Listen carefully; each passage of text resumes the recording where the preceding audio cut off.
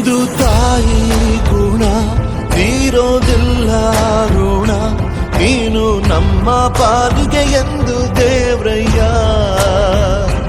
ತಾನು ನೋವಾ ನುಂಗಿ ಜೀವ ನೀಡೋ ಮಗ, ನಿನ್ನ ಪಡ್ಕೊಂಡಿದ್ದೆ ಪುಣ್ಯ ಕಣಯ್ಯ.